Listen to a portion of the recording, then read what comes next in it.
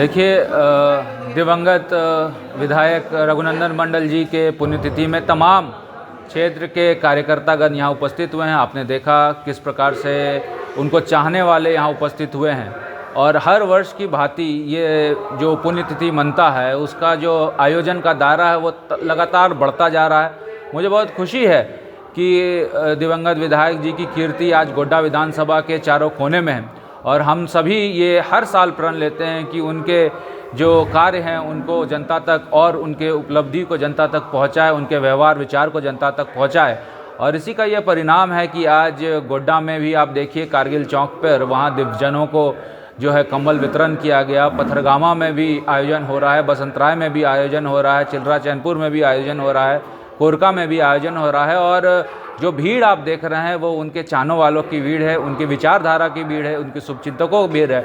और मैं सभी को आपके श्रोतागण को नववर्ष की भी ढेर सारी शुभकामनाएं देता हूं और आने वाले समय में गोड्डा विधानसभा के लिए उनकी विचारधारा के तहत हम लोग राजनीति करते हुए किस प्रकार से विपक्ष की भूमिका निभाए, इस पे भी हम लोग भारतीय जनता पार्टी के तमाम कार्यकर्ता, तमाम शुभचिंतक, तमाम समर्थक ये प्रण भी लेते हैं आज। और हम लोग सिर्फ और सिर्फ जनता के बीच में जाकर उनकी विचारधारा को किस प्रकार से लोगों के बीच में रखें, उनको जो है आज इस पर विस्तृत चर्चा करते हुए ये सभा की भी हम लोग समाप्ति की घोषणा करेंगे। कोई कहानी, कोई बात या फिर कोई चर्चा आप करना चाहें उनके बारे में? देखिए, जो मैं लगातार कभी जाता हूँ, कहीं पे भी जाता हूँ, जिस गली मोहल्ले में भी चला जाता हूँ, एक बार हर जगह कॉमन होता है कि पिताजी दिवंगत विधायक रघुनंदन मंडल जी किसी को कभी नाम से नहीं पुकारते थे। और हर लोगों की जुबान से सिर्फ एक ही जो कहानी सुनने को मिलता है वो सबको भैया और सबको चाचा, सबको जो है संबोधन करते थे तो जी लगा के ही संबोधन करते थे। और लोगों को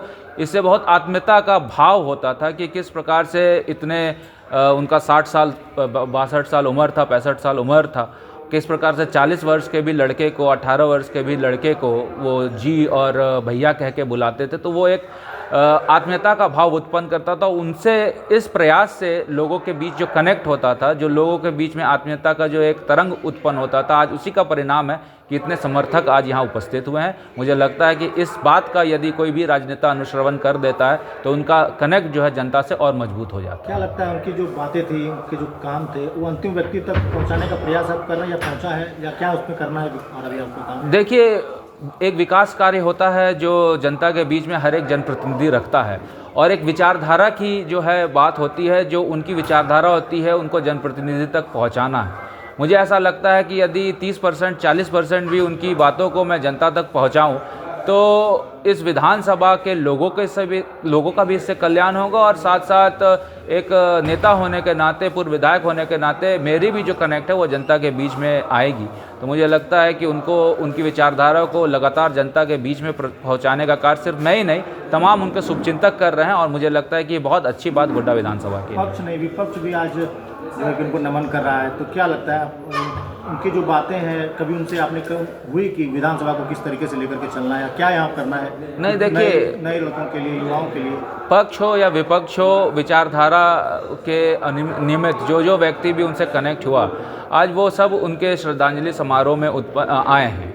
और मुझे लगता है कि कई ऐसे विपक्ष के भी लोग थे जो आज भी उनको याद करते हैं। और भले ही वोट होता हो नहीं होता वो अलग बात है, लेकिन विपक्ष के लोग भी आज उनको श्रद्धापूर्वक देखते हैं, क्योंकि एक विचारधारा, जैसा मैंने कहा, उस विचारधारा से ओतप्रोत होकर जो है लोगों का जो आत्मीय संबंध बनता है वो लगातार निरंतर जारी है। तो इसलिए मुझे खुशी भी है इस बात की, पक्ष हो या विपक्ष हो, तमाम लोग उनके पुण्यतिथि में उनको याद कर रहे हैं।